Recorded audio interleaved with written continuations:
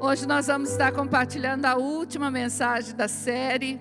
Não a última mensagem sobre esse assunto, mas a última mensagem da série Relacionamentos no Reino.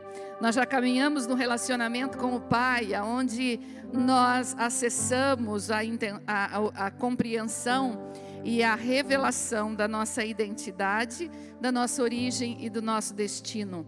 Nós entramos no relacionamento com o bom pastor, aonde percebemos o amor e o cuidado do bom pastor das nossas almas, que nos leva a verdes pastos, nos faz descansar em verdes pastos e nos guia mansamente às águas tranquilas, que traz refrigério à nossa alma. E hoje este bom pastor vai nos levar a verdes pastos, porque o verde pasto que o bom pastor nos guia está aqui, é a palavra de Deus.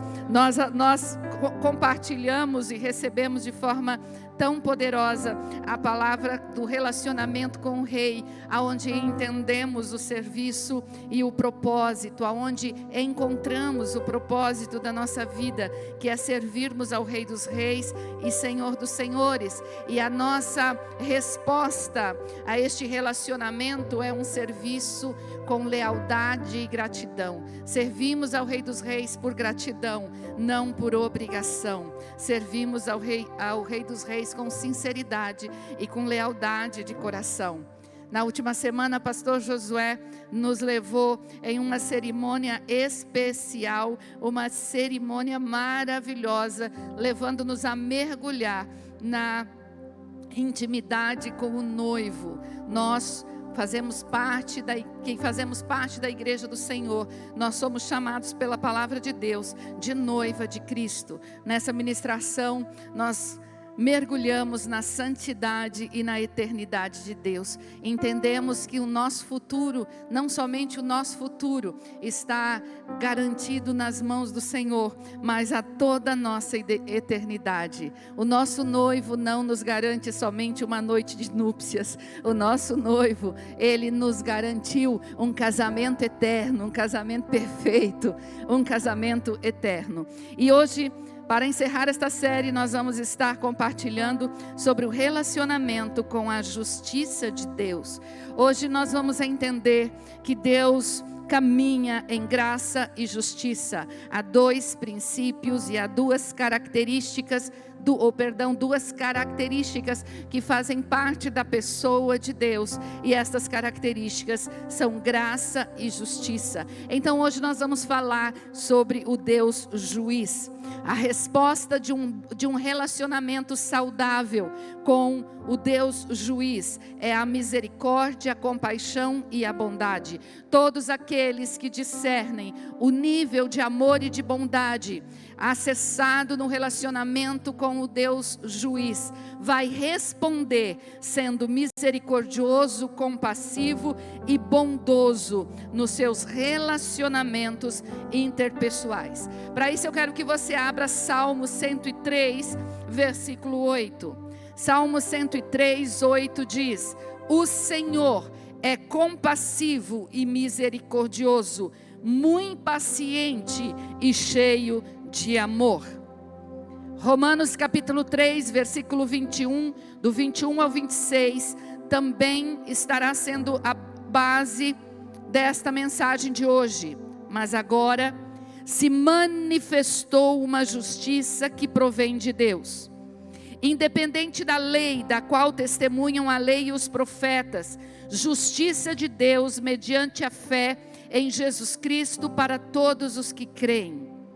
Não há distinção, pois todos pecaram e estão destituídos da glória de Deus, sendo justificados gratuitamente por sua graça, por meio da redenção que há em Cristo Jesus. Deus o ofereceu como sacrifício para propiciação mediante a fé, pelo seu sangue, demonstrando a sua justiça. Em sua tolerância, ou paciência em outras versões, havia deixado impunes os pecados anteriormente cometidos, mas no presente demonstrou a sua justiça, a fim de ser justo e justificador daquele que tem fé em Jesus. Agora, a nossa resposta para quanto ao nosso relacionamento saudável com a justiça de Deus está em Lucas capítulo 6, do versículo 35 ao 36. Amem, porém, os seus inimigos, façam-lhes o bem e emprestem a eles, sem esperar receber nada de volta.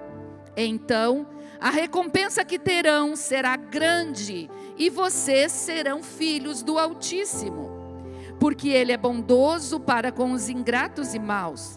Sejam misericordiosos, assim como o Pai de vocês é misericordioso.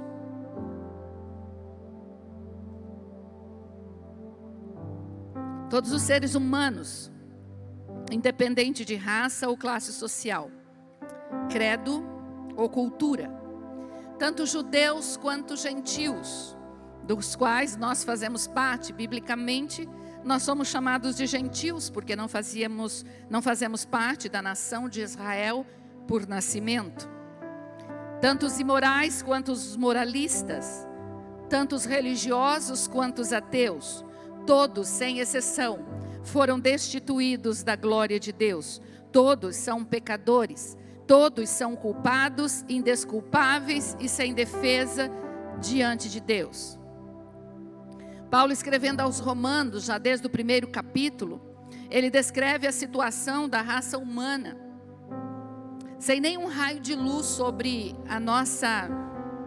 as trevas da nossa vida. Não havia nenhuma fagulha de esperança, não havia nenhuma perspectiva de socorro. O Senhor é o juiz de toda a terra. Se todos pecaram e destituídos estão da glória de Deus, então sim, nós precisamos conhecer o juiz de toda a terra. Nós já conhecemos o Pai, o bom pastor, o noivo, o rei, mas este rei também é o juiz. Ele traz julgamento sobre todos os que não seguem completamente as suas leis. Mas como sobreviver a este julgamento? Quem é perfeito para ser absolvido deste banco de réus? É exatamente nesse ponto que o grande e poderoso amor de Deus me alcançou, caída e pecadora. Na sua grande misericórdia, Deus enviou o seu único filho para morrer na cruz por mim e morrer na cruz por você. Aqueles que creem em Cristo Jesus, eles são livremente perdoados. Nós, como seu povo, nós devemos passar esta misericórdia recebida para todos aqueles com quem nós nos relacionamos. Mas por que falarmos da justiça de Deus? Por que falarmos de um Deus juiz se eu já acessei a minha absolvição através de Cristo? É importante nós entendermos profundamente esta relação entre o homem e o Deus juiz, para que nós venhamos a imprimir o verdadeiro valor ao estágio aonde Cristo nos levou. A palavra de Deus diz que Ele nos fez assentar nas regiões celestiais em Cristo Jesus. E muitas vezes nós estamos desconsiderando isso. E nós estamos desvalorizando este posicionamento que Cristo conquistou para nós na cruz.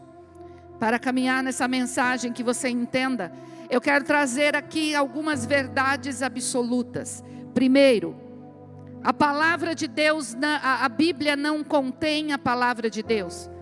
A Bíblia é a palavra de Deus. Neste tempo de relativismo, neste tempo onde não há verdade absoluta, aonde a tua verdade junto à minha verdade não pode ser discutida, porque cada um de nós tem uma verdade, eu quero dizer para você que há uma verdade absoluta, e esta verdade absoluta é a palavra de Deus. Uma outra verdade absoluta é que o pecado atrai a ira de Deus. O pecado não atrai a bondade de Deus. O pecado atrai a ira de Deus. A ira de Deus é aplacada pela aplicação da justiça. Uma outra verdade é que eu e você necessitamos dessa justificação diante de Deus para não sermos destruídos e condenados eternamente. Uma verdade absoluta é que a fonte da justificação é o próprio Deus e a sua graça. Se Deus e a sua graça são a fonte da justificação, existe uma base da justificação, que é Cristo e a sua cruz. Já que temos então uma causa, que é o pecado que atraiu a ira de Deus, nós temos uma fonte de justificação, que é Deus e a sua graça. Nós temos uma base de justificação, que é Cristo e a sua cruz. É necessário um meio para acessarmos a justificação, e o meio da justificação é a fé. Olha para quem está do seu lado e diz: o meio da justificação é a fé. Você só entra com a fé. Você só entra com a fé. Tudo o que era necessário para que nós não fôssemos destruídos com o mundo ímpio, Cristo já providenciou na cruz. Agora é necessário crer. O relacionamento com a justiça de Deus nos leva a crescer em amor por Ele, e em compaixão, bondade e misericórdia pelo próximo. Nós podemos ter pena, nós podemos ter dó, nós podemos chorar amargamente pela dor do próximo, mas a verdadeira compaixão, a verdadeira misericórdia pelo próximo, somente vai ser o resultado de um relacionamento com a verdadeira justiça de Deus. Veja bem, eu estou falando de justiça, eu não estou falando de juízo. Eu não sei se você já teve a oportunidade de estar em um banco de réus. Não há nada mais desconfortante do que estar diante de um juiz. Eu sei que os advogados, eles constantemente estão diante do juiz, mas eles não estão como réus, eles estão para defender uma causa. Mas eu já tive a oportunidade de estar num banco de réu. Alguns anos, algumas vezes já tive a oportunidade. E uma das vezes que eu estive sentado num banco de réu, é interessante que todas as vezes que eu estive sentado no banco de réu, eu não tinha culpa no processo. Uma das vezes foi para defender esta casa, foi para defender esta instituição. Há alguns anos atrás, o ministro desta casa, que serviu ao ministério por muitos anos, entendeu que ele tinha direito de receber os seus benefícios, como os direitos trabalhistas, como ministro desta casa, como funcionário desta casa.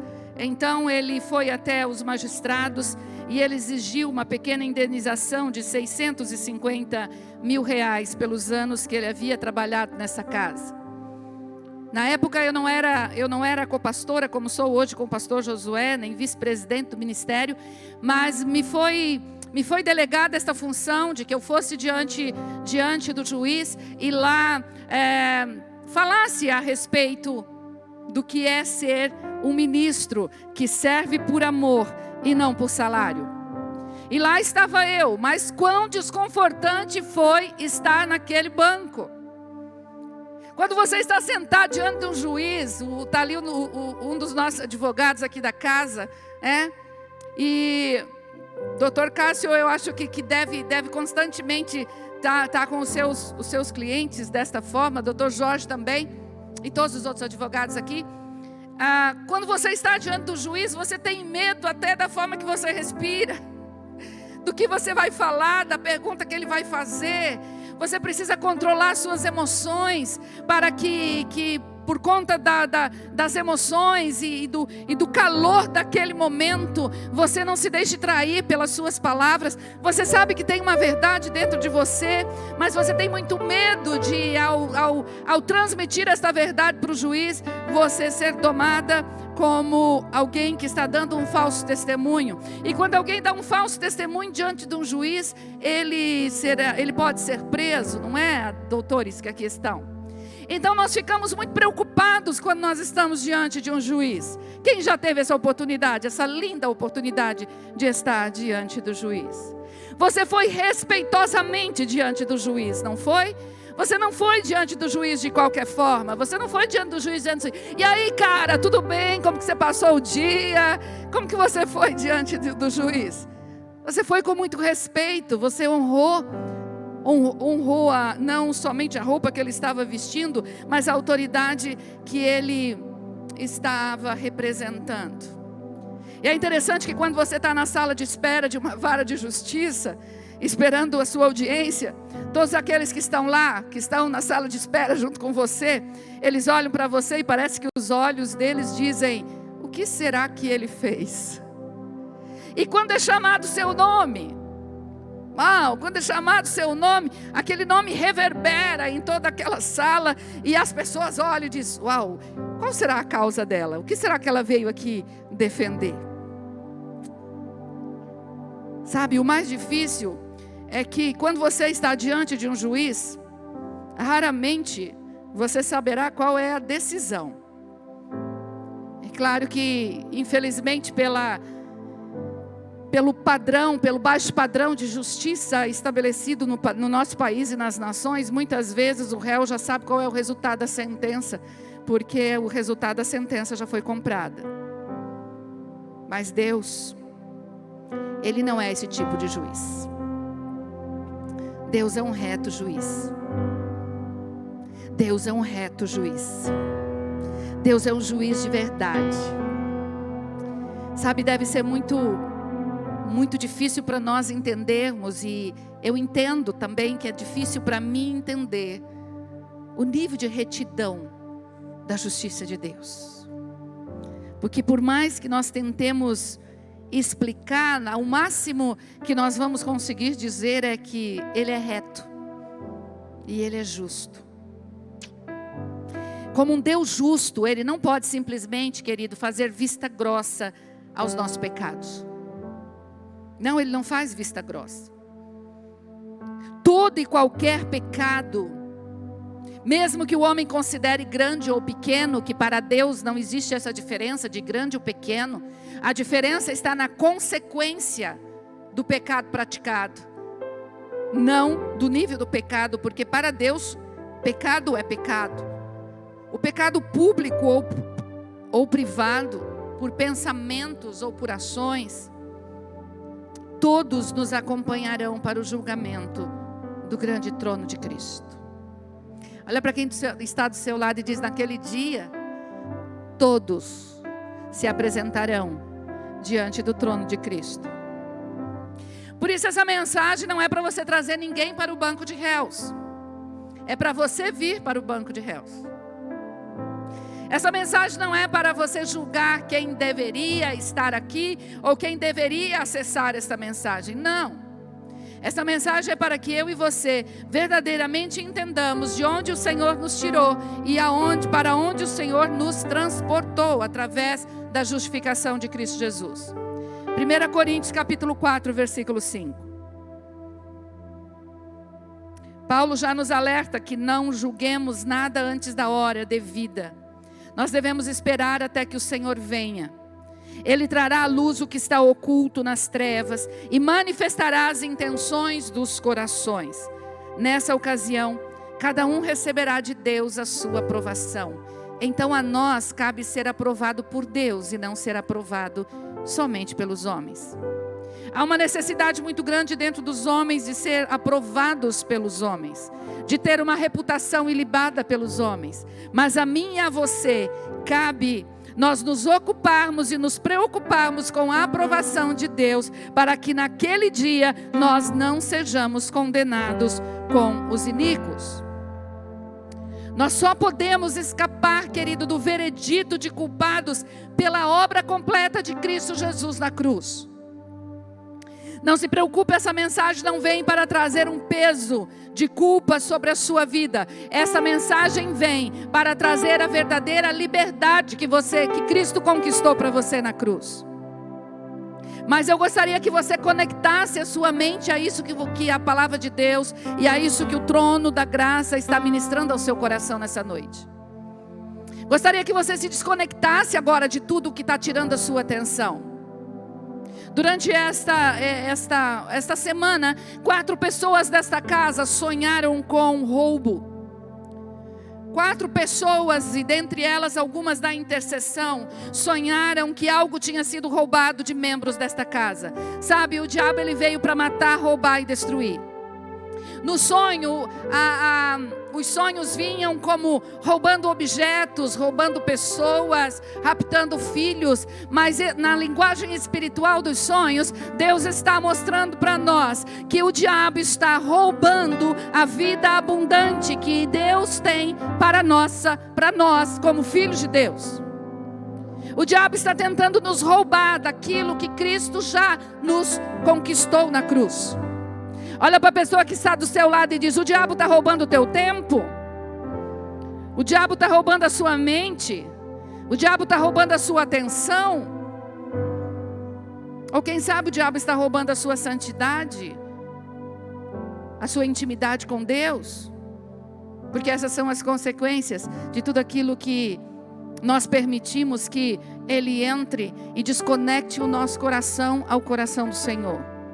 Desconecte agora do seu celular, você que está aqui presente.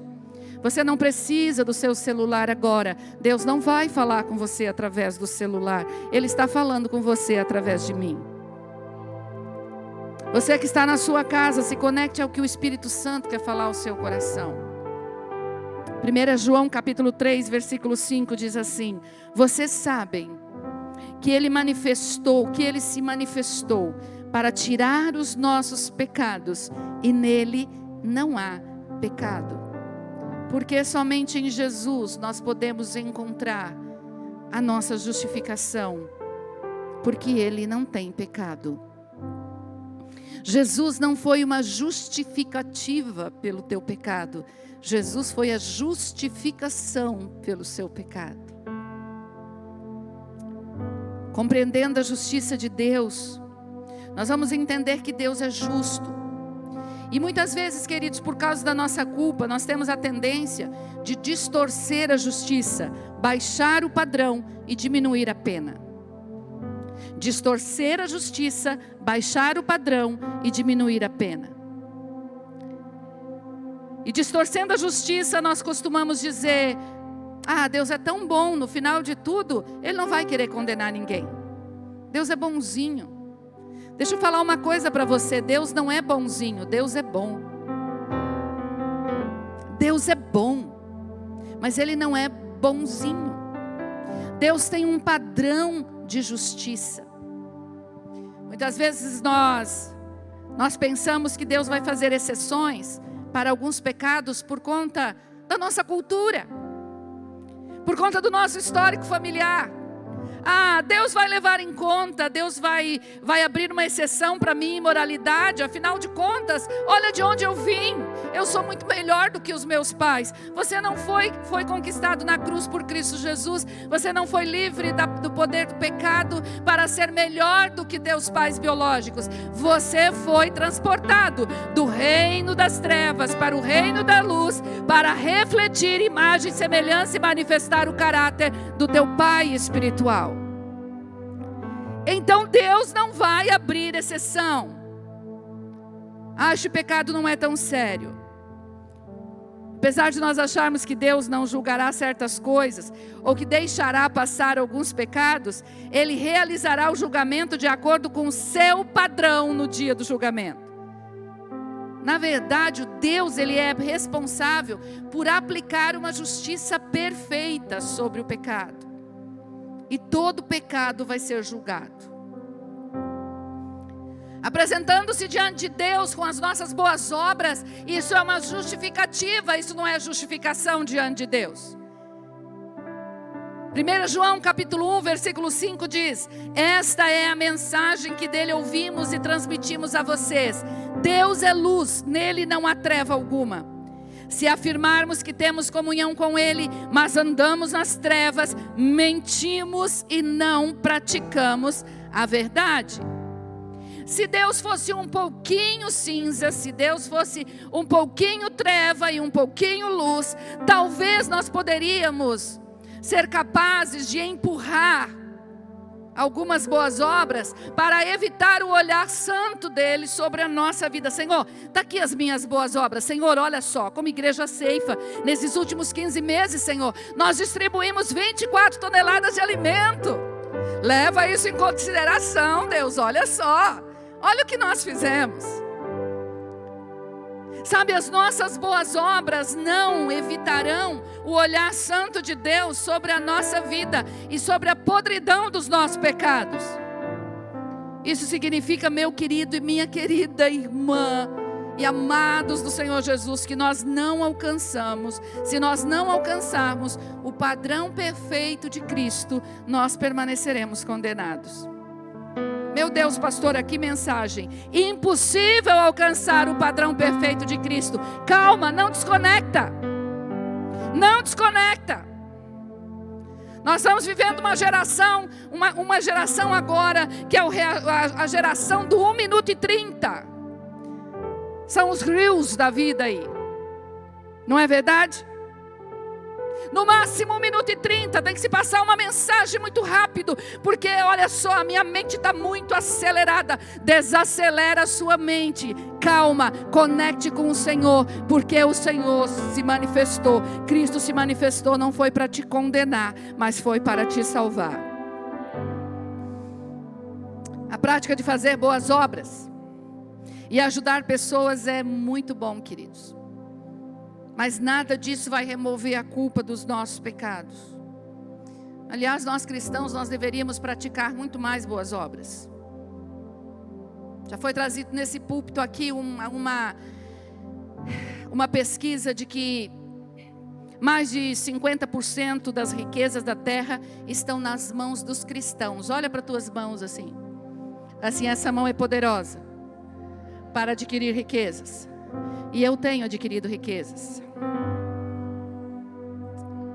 Mais de 50% das riquezas da terra estão nas mãos dos cristãos, mas somente 2% são usados para expandir o reino de Deus. 98% é usado para o nosso bel prazer. É usado para nosso conforto. É usado para suprir as nossas necessidades, para suprir os nossos caprichos, para pagar tudo aquilo que nós queremos e que nós entendemos que é bom para nós.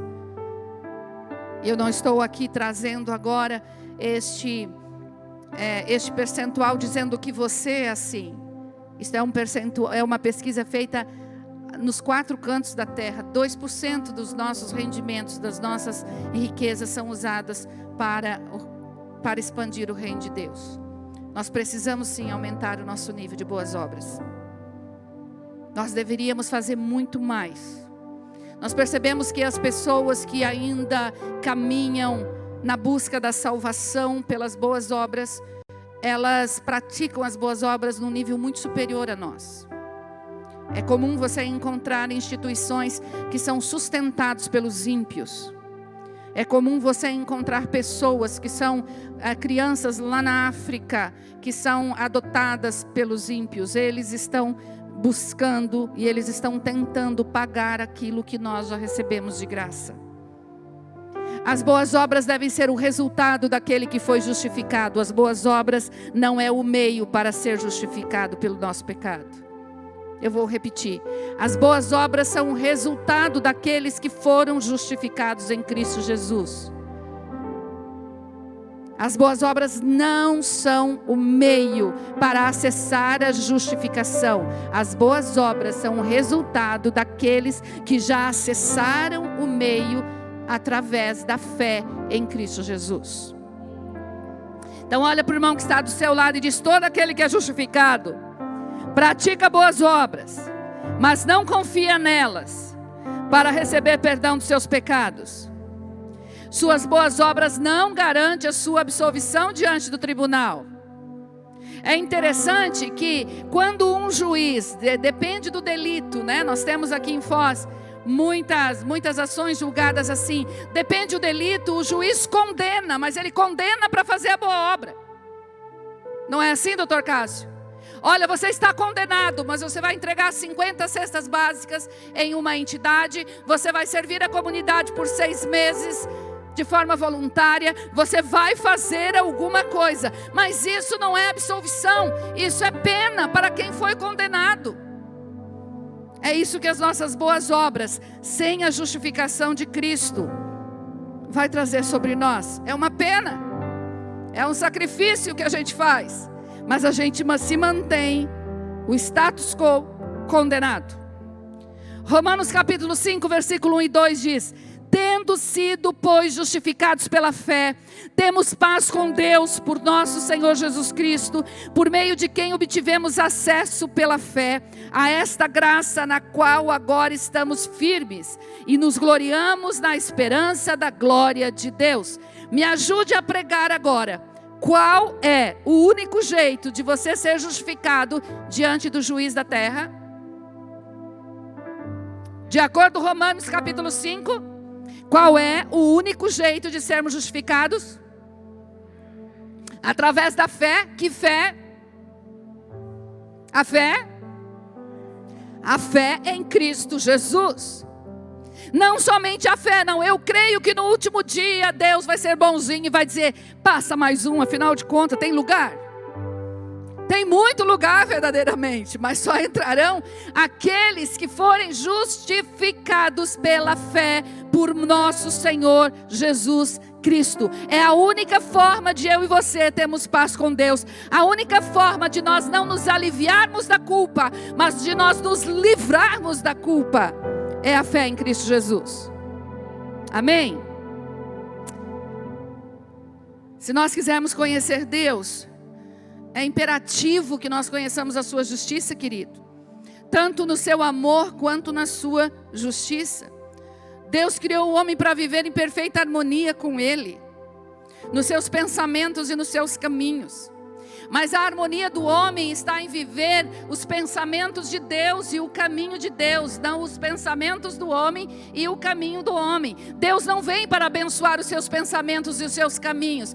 Você é que é transportado para um nível de pensamento. Por isso que Romanos capítulo 12, versículo 2 diz: não vos conformeis com este mundo, mas renovai-vos pela transformação do vosso entendimento, para que conheçais a boa, verdadeira, boa, perfeita e agradável vontade de Deus. Não adianta nós pedirmos para Deus abençoar o nosso caminho. Nós é que precisamos caminhar no caminho perfeito que Ele tem para nós. É comum algumas pessoas dizerem: por favor, ore por mim para que Deus abençoe aquilo que eu estou fazendo. Sabe qual é a oração correta? Por favor, ore por mim para eu entender o que Deus está abençoando para que eu faça. O que Deus está abençoando para que eu possa fazer. Esse é aquele que está vivendo com o pensamento de Cristo. Sabe quando nós decidimos rejeitar os caminhos de Deus e seguir o nosso próprio caminho, nós entramos naquilo que a palavra de Deus chama de transgressão ou pecado.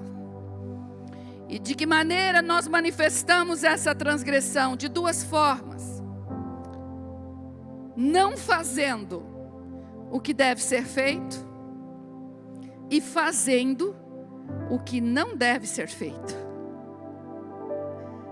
Vou repetir: não fazendo o que deveria ser feito e fazendo o que não deveria ser feito. Deus declara que a nossa situação está tão mal, que Isaías, lá no capítulo 64, versículo 6, diz: somos como o impuro, todos nós. Todos os nossos atos de justiça são como trapo imundo.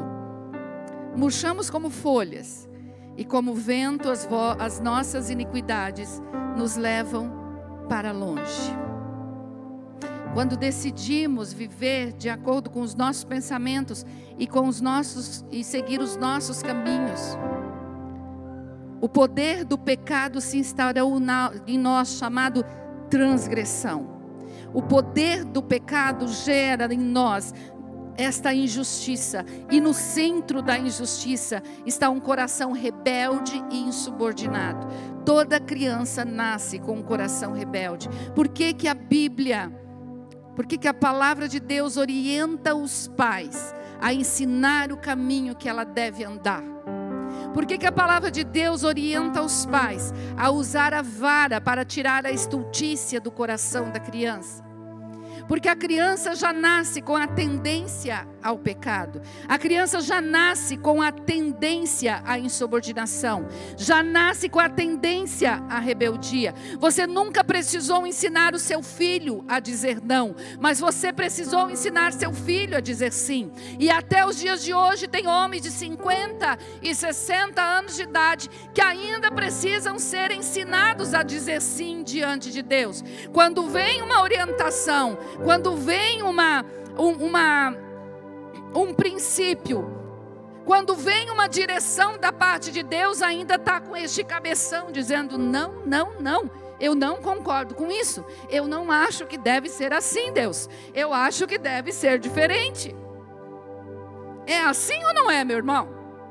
E quando eu estou falando assim, homens, eu estou falando de homens e mulheres. Porque se tem uma coisa difícil para a mulher, é baixar a crista e dizer, sim, Senhor, eu vou obedecer. Verdade, né, pastor? Não me exponha em nome de Jesus. Sabe, querido, quando nós fazemos uma coisa que desagrada a Deus, isso revela o nosso coração. Não revela o coração do outro. E a nossa tendência é justificar os nossos pecados no pecado do outro. Não é? A nossa tendência é colocar um porquê pecamos. Isso é justificativa. Ah, eu pequei por causa disso, eu pequei por causa daquilo.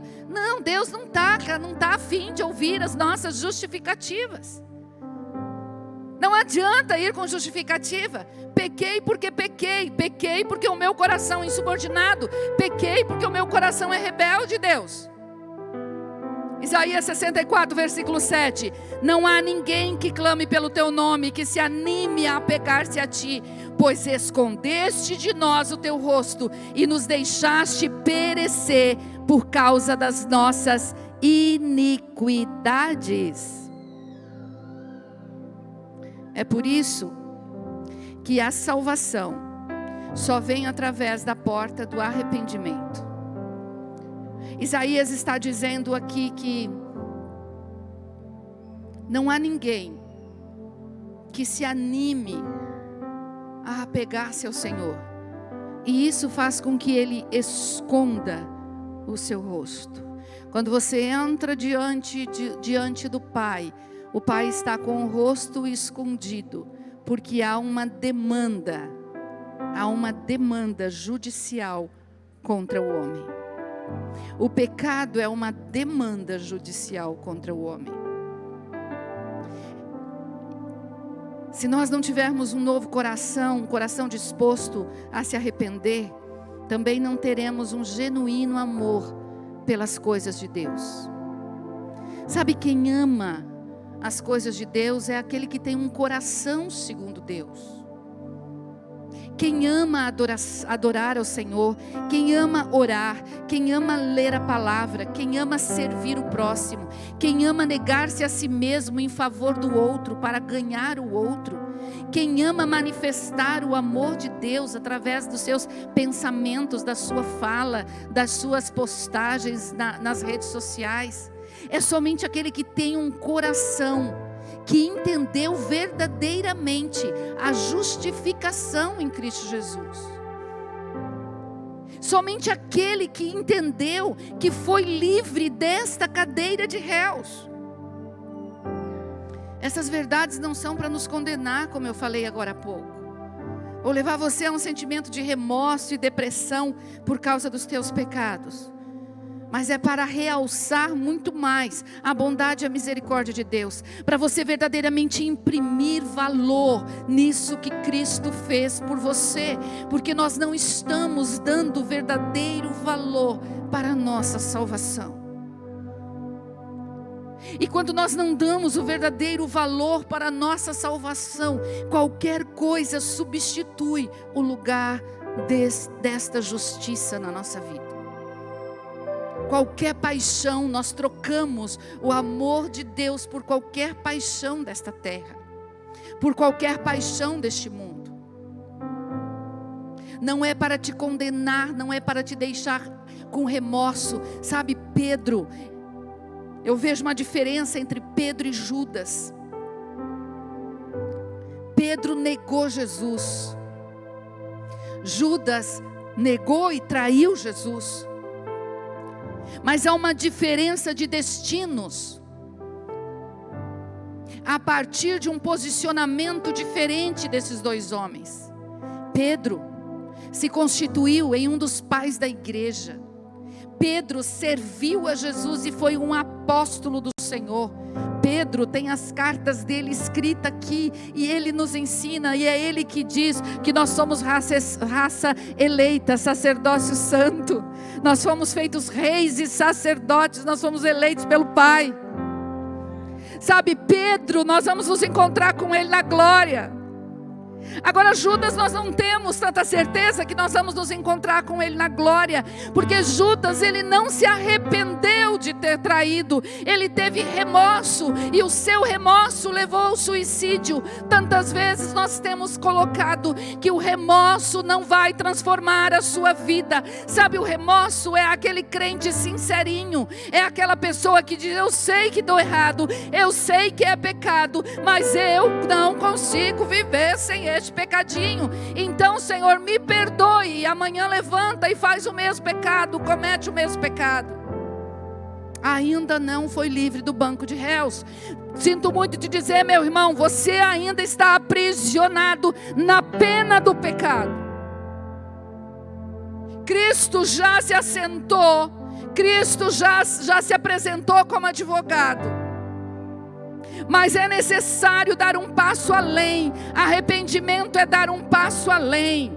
Mas não há como ter o verdadeiro arrependimento sem ter a verdadeira compreensão do que verdadeiramente é a justiça de Deus na nossa vida. Romanos capítulo 8, versículo 1 ao 3 diz: portanto agora já não há condenação para os que estão em Cristo Jesus, porque por meio de Cristo Jesus a lei do Espírito de vida me libertou da lei do pecado e da morte. Porque aquilo que a lei fora incapaz de fazer, por estar enfraquecida pela carne, Deus o fez, enviando seu próprio Filho, à semelhança do homem pecador, como oferta pelo pecado, e assim condenou o pecado na carne. Deus quer condenar o pecado, Deus não quer condenar o pecador. Porque há um caminho para a absolvição neste banco de réus. Há um caminho para a absolvição, e essa absolvição, o caminho é a humildade. É humilhar-se diante de Deus e admitir a sua culpa. Eu não lembro do nome do juiz, mas tem um juiz americano que ele julga algumas causas da comunidade. E de vez em quando a gente acessa um julgamento dele. E quando a pessoa chega, alguém assiste, já assistiu algum julgamento? Alguém lembra o nome dele? Não lembro o nome dele. E esse juiz, quando ele chama a pessoa para falar em sua defesa, eu vejo que todas as causas que ele julga e que ele absolve ou ele diminui a pena, está de acordo com a sinceridade do coração daquele que infringiu a lei. Quando alguém chega lá todo cheio de pose, achando que é o cara, achando que não estava errado, aí o juiz já fecha o coração e diz: epa, então aqui você precisa ser disciplinado e eu vou te dar uma boa disciplina. Agora, quando chega um coração quebrantado diante daquele juiz, eu já vi aquele juiz chorar diante de uma mãe. Eu já vi ele chorar enquanto ele julgava uma causa. Se este juiz, sendo homem,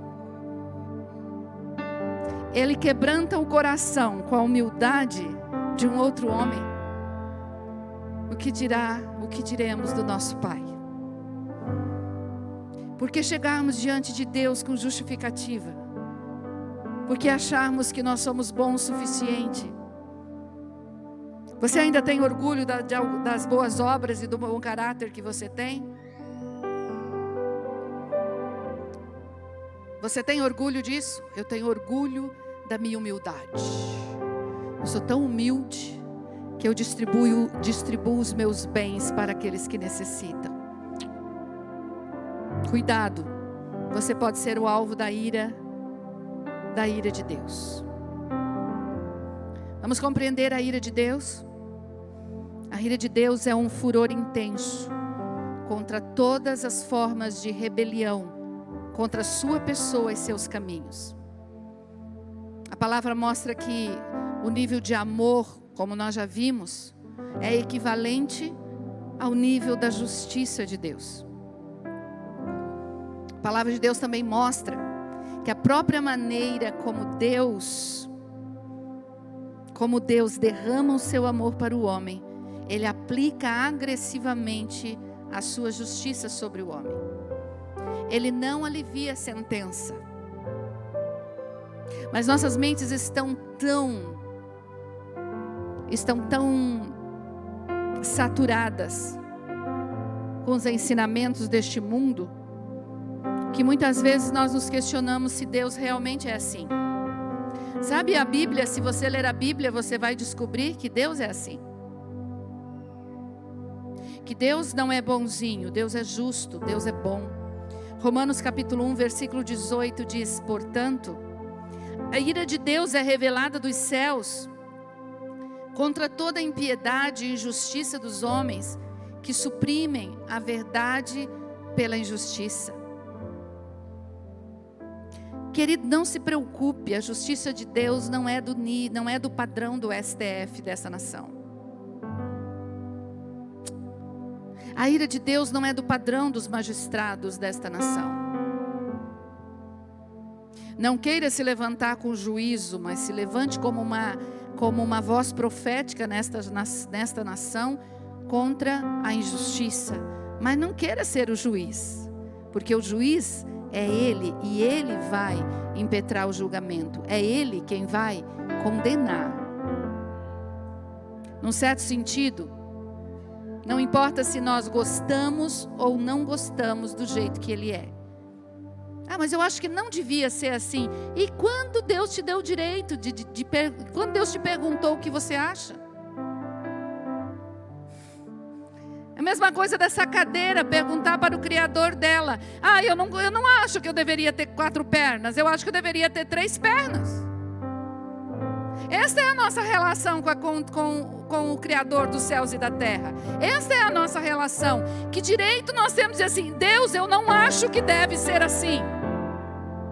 Sabe, Deus derrama a sua ira sobre os ímpios. Nós devemos aprender que sim, Ele tem esta característica, e isso não está divorciado do seu amor. Ele sempre falou claramente a respeito do seu julgamento e do seu padrão de justiça, lá no Antigo Testamento e no Novo Testamento. Ah, mas no Novo Testamento a graça aplacou a ira de Deus. É verdade, mas nós precisamos entender o que é a graça. No Novo Testamento, 37 vezes nós encontramos a respeito da ira de Deus, enquanto que no Antigo Testamento, 147 vezes. Mas lá em João, o apóstolo do amor, você sabe que João, ele é conhecido como o apóstolo do amor? Quando você lê as cartas de 1ª, 2ª e 3ª João, destila coraçãozinhos, não é? Destila amor nas palavras de João. Mas o próprio João diz em 3,36: quem crê no Filho tem a vida eterna. Já quem rejeita o Filho não verá a vida, mas a ira de Deus permanece sobre ele. Então a ira de Deus vai atrair o juízo de Deus sobre o ímpio que pratica e que vive na impiedade. Mas a bondade de Deus, que manifestou a sua justiça em Cristo Jesus, vai justificar os seus filhos, transformando estes de ímpios a santos, transformando estes de criaturas para filhos, transformando esse de filhos em amigos, transformando este de amigos em ovelhas cuidados pelo bom pastor, transformando esses de ovelhas a noiva que está esperando o noivo, que vai viver eternamente com o noivo. Mas a ira de Deus atrai o juízo sobre os que praticam a iniquidade. Um Deus de amor pode julgar os pecadores, pastora? Pode e julga. Isso é o que a palavra de Deus diz. Ele é amor sim, mas Ele é justiça. Na verdade, a grande ira de Deus contra os pecadores é totalmente compatível com o seu amor. Por quê? Porque na sua bondade e na sua severidade, mesmo manifestando a sua ira e derramando a sua ira sobre a terra, Ele sempre terá um braço de misericórdia estendido para o homem. Muitos eventos que nós vemos ao redor do mundo nos fazem duvidar do amor de Deus, nos fazem duvidar da bondade de Deus, mas na realidade isso são genuínas advertências de Deus à humanidade. É Deus convidando-nos a se arrepender e escapar da sua ira intensa. A pior ira de Deus não é o Covid, a pior manifestação da ira de Deus não foi a AIDS, a pior manifestação da ira de Deus não são os terremotos nem os tsunamis, a pior manifestação da ira de Deus é a condenação eterna, é a morte eterna. E nós temos tido mais medo de morrer por conta do Covid do que de pecar e irmos para o inferno. Sabe, todo este sofrimento aqui na terra, o Covid-19 já está passando. Talvez no ano de 22, 23, 24, 25 virão outras ondas, virão outras pandemias, mas o que importa para você é aplacar a ira de Deus para que você tenha a vida eterna em Cristo Jesus. É impossível para nós aplacarmos a ira de Deus. Então, pastora, isso que você acabou de falar, peraí, eu tenho que aplacar e agora é impossível? Sim, é impossível. Porque eu e você não temos o poder de aplacar a sua ira. 2 Tessalonicenses capítulo 1, versículo 8 e 9.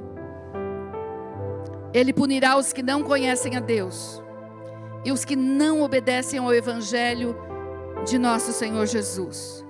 Eles sofrerão a pena de destruição eterna, a separação da presença do Senhor e da majestade do seu poder.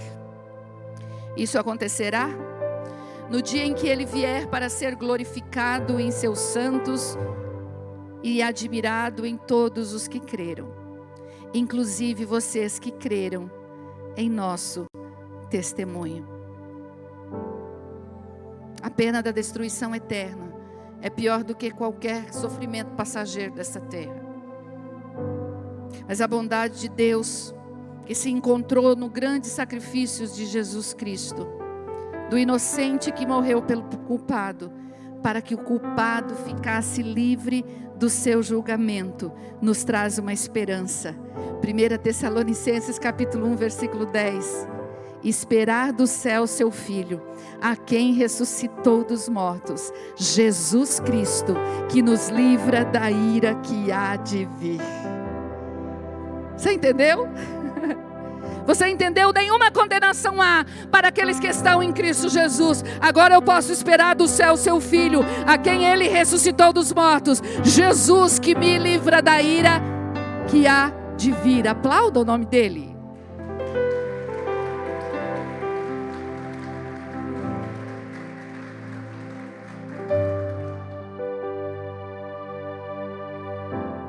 Romanos, que foi um dos textos que nós lemos no início. Romanos capítulo 3, versículo 23. Eu quero repetir a leitura com vocês, para entendermos verdadeiramente o que Cristo conquistou para você na cruz. pois todos pecaram e destituídos estão da glória de Deus, sendo justificados gratuitamente por sua graça, por meio da redenção que há em Cristo Jesus. Deus o ofereceu como sacrifício para propiciação mediante a fé, pelo seu sangue, demonstrando a sua justiça. Em sua tolerância ou paciência, havia deixado impunes os pecados anteriormente cometidos, mas no presente demonstrou a sua justiça, a fim de ser justo e justificador daquele que tem fé em Jesus. Sabe o que Cristo fez mediante a cruz? Nós encontramos 3 palavras aqui. Uma das palavras que nós encontramos em Romanos é redenção. A outra palavra é propiciação. E a outra palavra é demonstrar a sua justiça. Então é a demonstração da justiça de Deus. Essas 3 palavras-chave vão nos explicar profundamente, nos levar a discernir verdadeiramente o nível de justificação que Cristo conquistou na cruz. Todas as 3 se referem, não o que está acontecendo agora com você, enquanto o evangelho está sendo pregado agora, mas o que já aconteceu de uma vez por todas em Cristo, quando Ele morreu, e através dele na cruz, sendo a expressão do seu sangue uma clara referência da sua morte sacrificial. Nós vemos aqui uma redenção dos pecadores, uma propiciação da ira de Deus e uma demonstração da sua justiça. O que é redenção? É um termo comercial que era empregado dos mercados. E é a mesma forma da palavra justificação, que é um termo legal emprestado dos tribunais.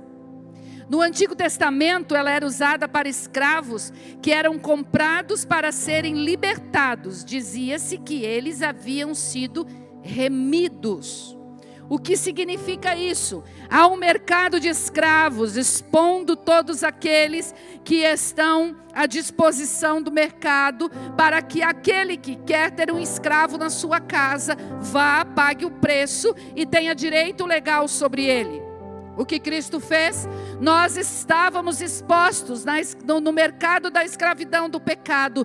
Cristo se apresentou como nosso remidor, pagou o preço, pagou a nossa conta, imprimiu valor em nós, mas Ele não nos tornou escravo dele, Ele não nos obrigou a ser servo dele, Ele pagou o preço e nos deixou livres.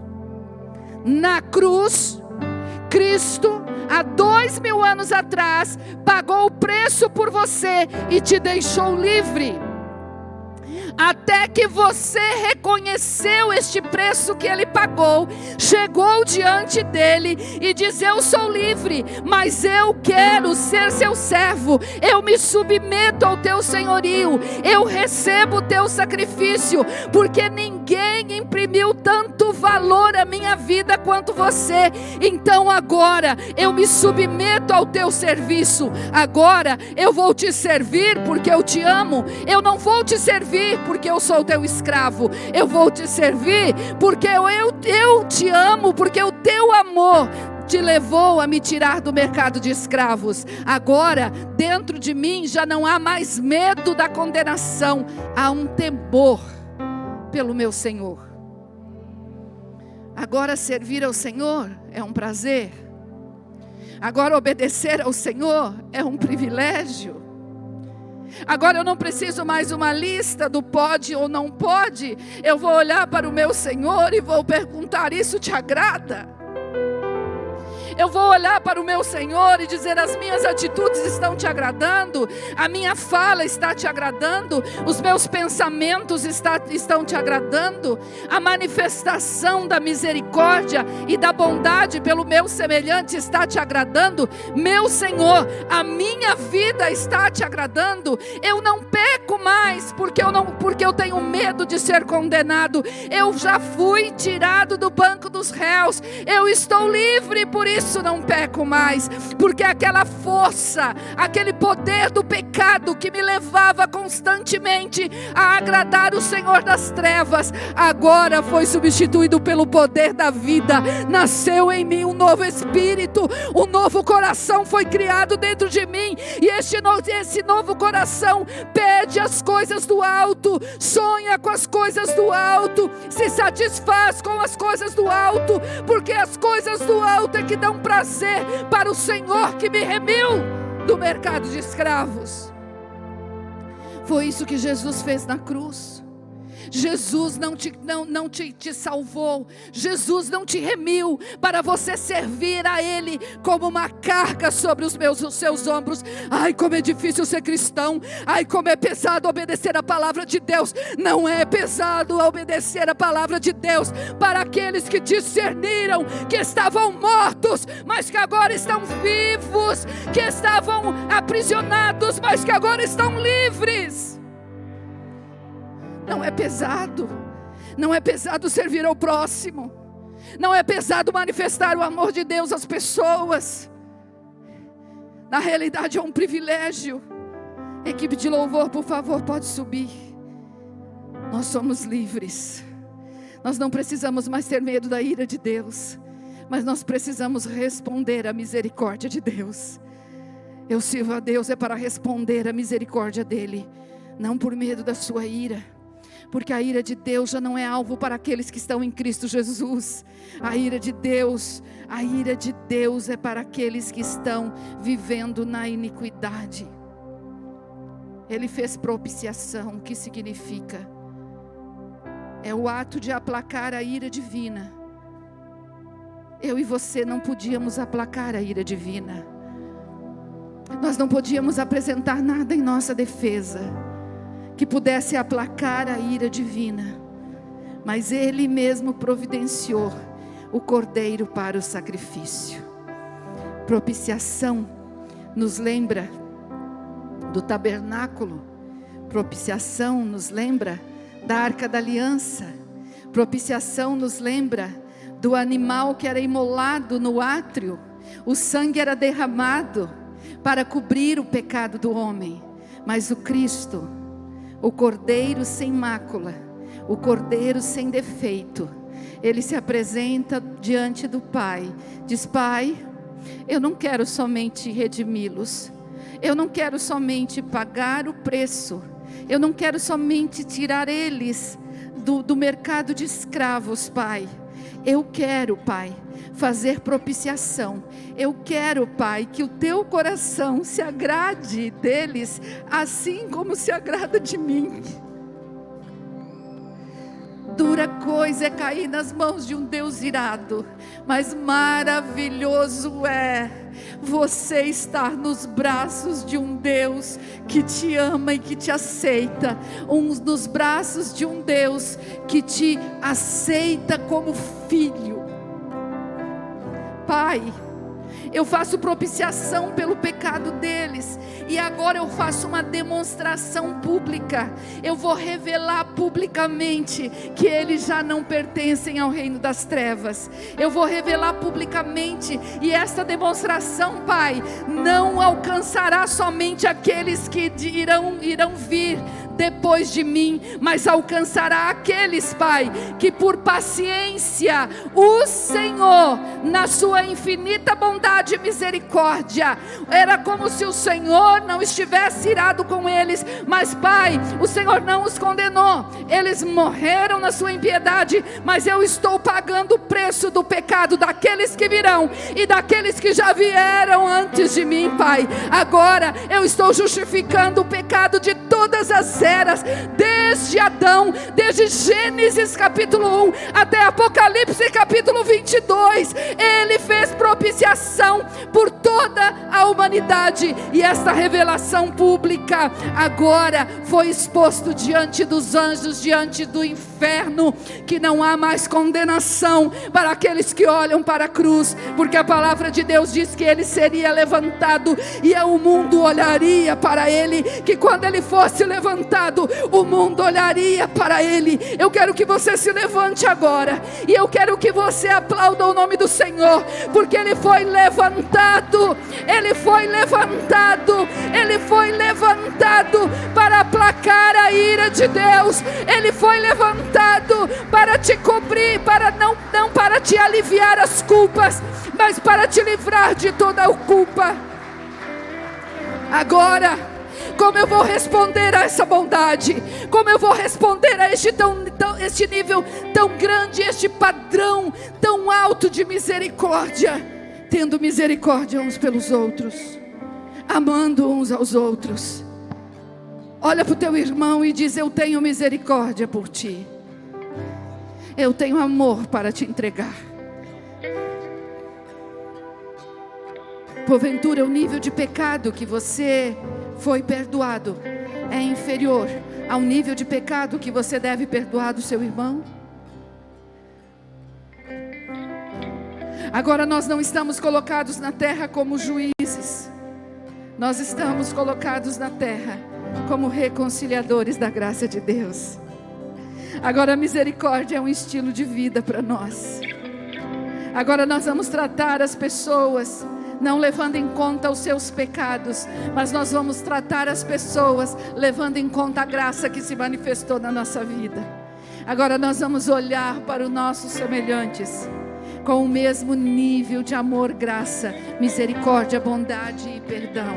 Por isso que é impossível que o meu relacionamento com o Pai, o meu relacionamento com o Rei, o meu relacionamento com o bom pastor, o meu relacionamento com o noivo e o meu relacionamento com o juiz não mude o meu relacionamento com as pessoas. É impossível que não reflita o coração do meu Pai nos meus relacionamentos com o meu marido. É impossível que não reflita o coração do bom pastor, amando e cuidando os filhos biológicos, os filhos espirituais e cuidando a cidade que o Senhor nos deu.